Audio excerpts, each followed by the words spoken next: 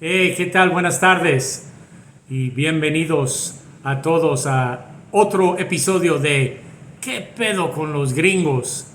Antes que nada quiero agradecer a todos los que han participado conmigo en los videos, de verme en mis pláticas, en mi pedo aquí, en ¿Qué pedo con los gringos? Además de los que me están escribiendo, sobre todo a María, que comentó sobre el libro Corazón de Piedra Verde y me también hizo una sugerencia para otro libro, y a Nelson para también comentar el canal. Muchísimas gracias. Y hoy en ¿Qué pedo con los gringos? Hoy es el 5 de febrero de 2025, es el aniversario de la Constitución Mexicana de 1917. Entonces, a propósito de la Constitución, nuestro episodio de hoy va a ser ¿qué pedo con las constituciones? El día de hoy. Acuérdense que en el canal de YouTube me daría muchísimo gusto que se suscribieron, que fueron mis suscriptores, que participaron en el chat. También me pueden seguir en Spotify, el mismo nombre, ¿Qué pedo con los gringos? Y hemos abierto una página en Facebook bajo el nombre ¿Qué onda con los gringos? Porque a Facebook no le gustó el nombre ¿Qué pedo con los gringos? Pero pues ¿qué pedo con los gringos, eh?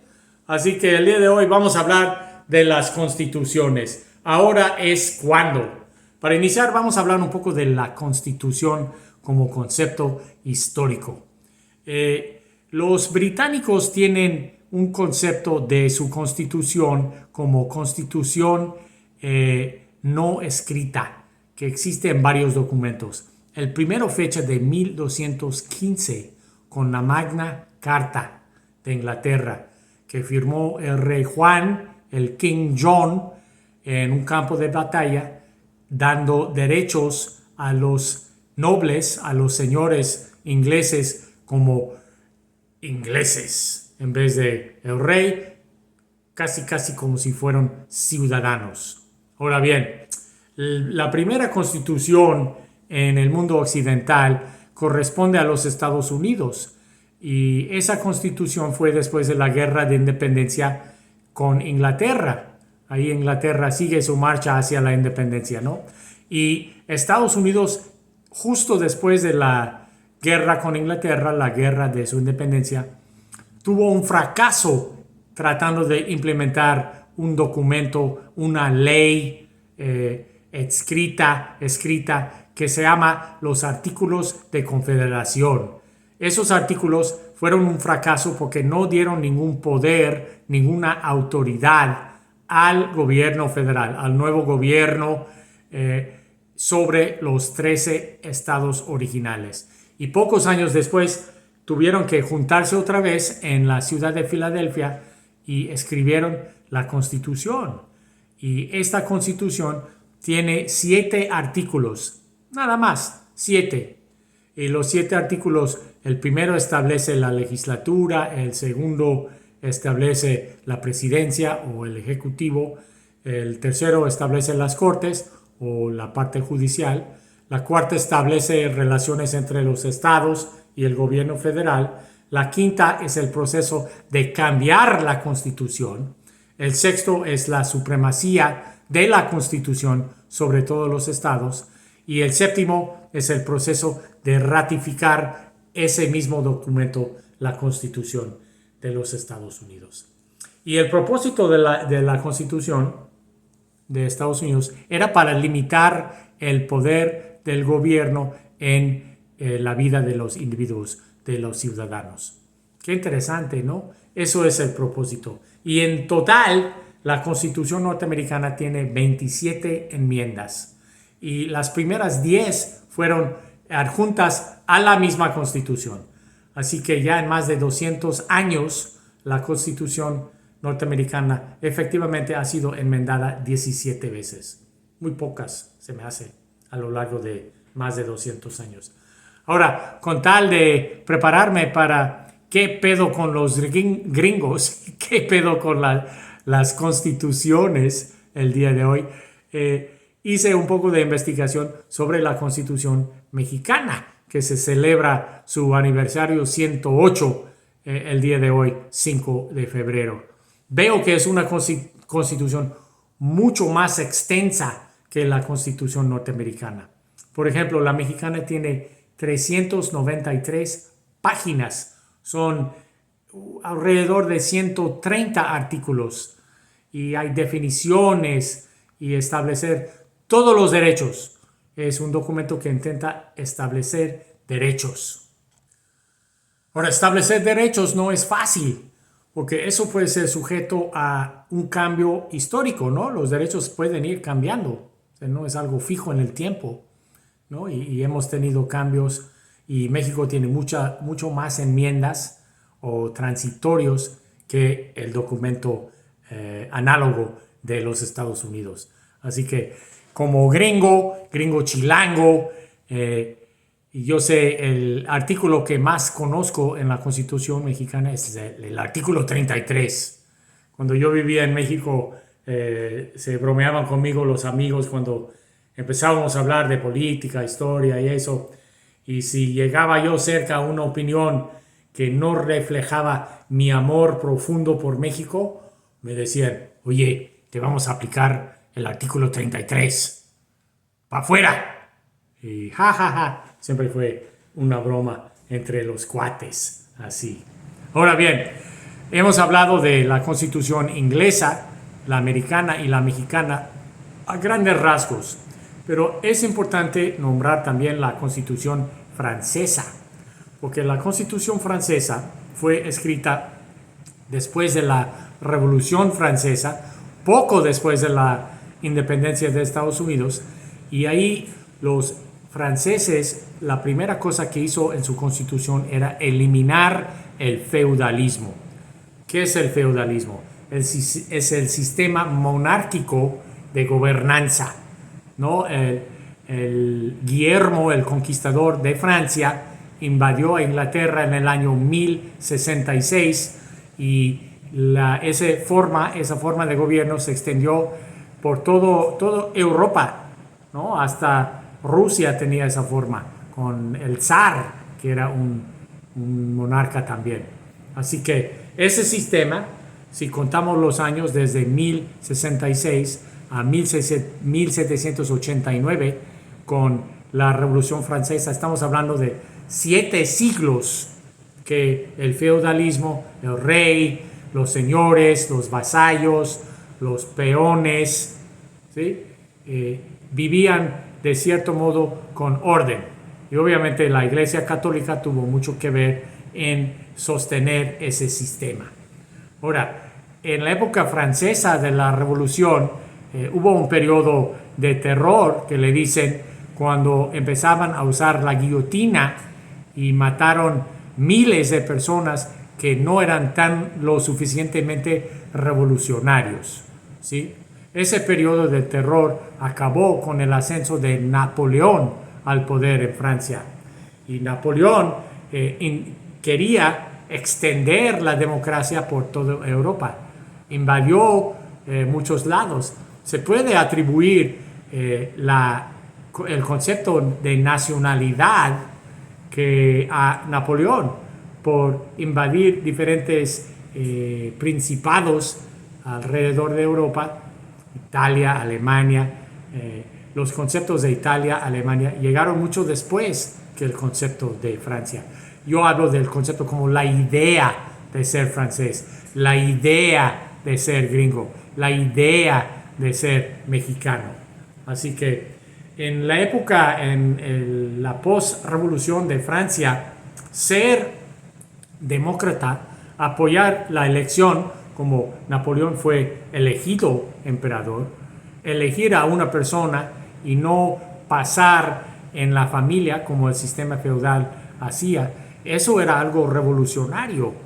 Y en esa época de la Revolución Francesa y posterior, en el Congreso de Viena de 1815, querían el regreso a conservatismo, y el conservatismo era el reinado, o sea, el feudalismo.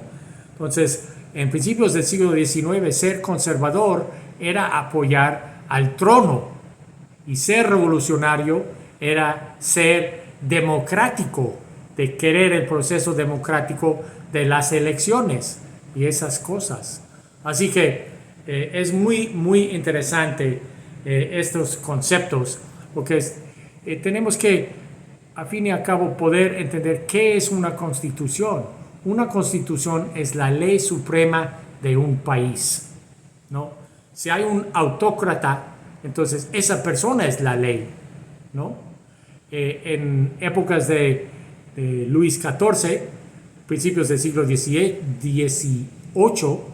él decía que el Estado soy yo, él era el rey sol, ¿no? Esa idea del Estado soy yo soy el que manda, ¿no?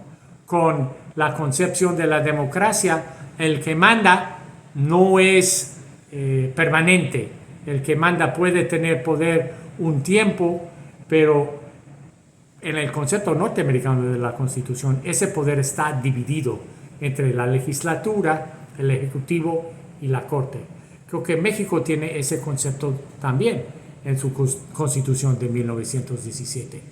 Ahora, el caso de México es muy interesante. Si vemos a los gringos tienen la misma Constitución desde 1789. O sea, es la misma forma de gobierno, el mismo paso de la batuta del presidente al siguiente presidente, elecciones cada 4 años, etc. Pero México no.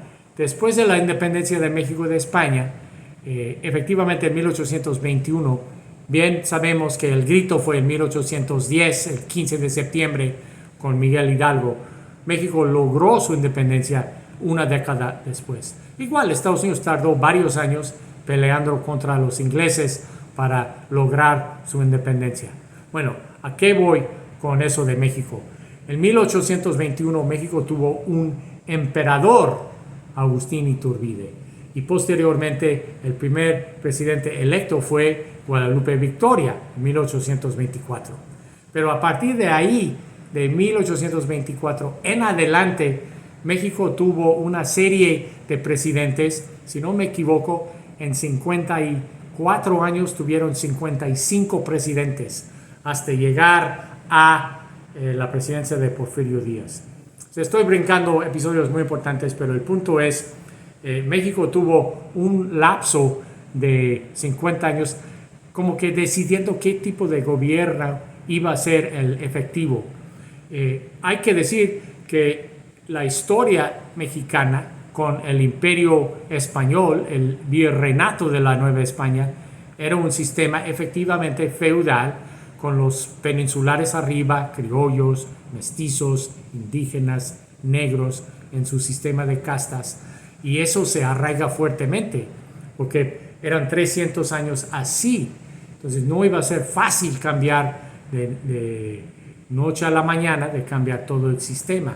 Y tardó México, ¿no? O sea, después de esa alternancia entre la independencia y Porfirio Díaz, tantos presidentes, luego de Porfirio Díaz a la Revolución Mexicana, hubo un presidente y luego un partido de 1917 al año 2000.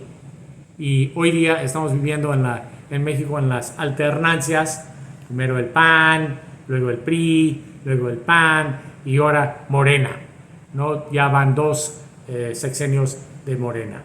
Así que es muy interesante cómo funcionan las constituciones, las elecciones y esa forma de gobierno, que es diferente que la forma de gobierno de Estados Unidos, diferente que la forma de gobierno de muchos países en Europa que no llegan a tener presidente, tienen constitución, pero tienen primer ministro, donde el partido mayoritario en la legislatura elige el primer ministro, que funciona como jefe de gobierno, como para nosotros los gringos es el presidente, más o menos, ¿no? O sea, cada pueblo tiene un tipo de gobierno diferente, pero hoy día la Constitución, que para los franceses era una revolución, para los gringos era una revolución, para los mexicanos después de la Revolución Mexicana, que empezó en el momento de sus 100 años de independencia de España en 1910.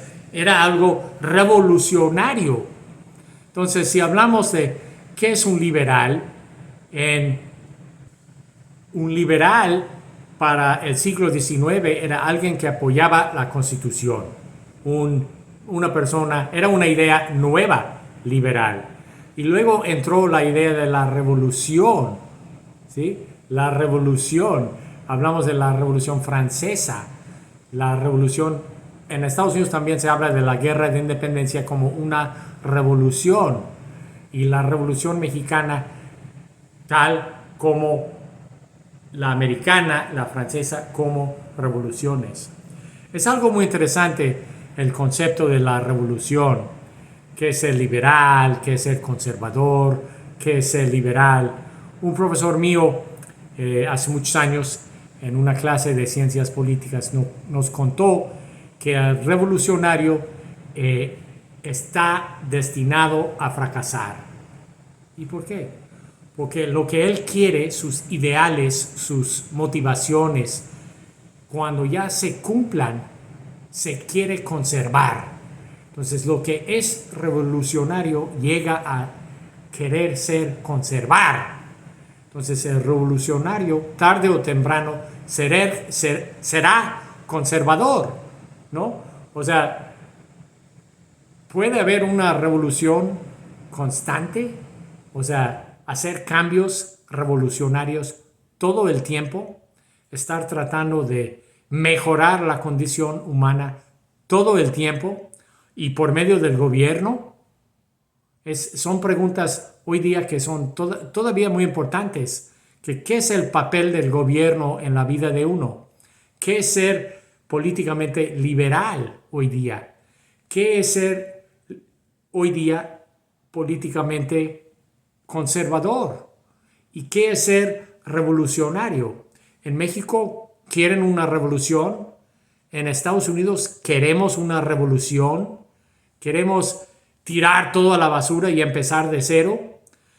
Pues yo creo que son ideas que incitan a los jóvenes, ¿no? Porque el joven ve todo lo que está mal y quiere algo mejor. Vamos a cambiar todo.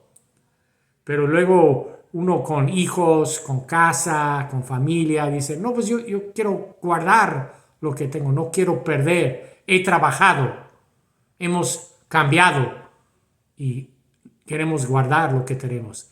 Y puede ser un proceso de volvernos tal vez más conservadores a lo largo de los años. Bueno, preguntas interesantes a mi ver. Les invito a escribirme en el chat. Por favor, comparta el video si es de su agrado con sus amigos, con sus redes. Ándenle, sean suscriptores a ¿Qué pedo con los gringos? Nos pueden ver y seguir en Spotify y también en Facebook. Ha sido un placer estar con ustedes el día de hoy.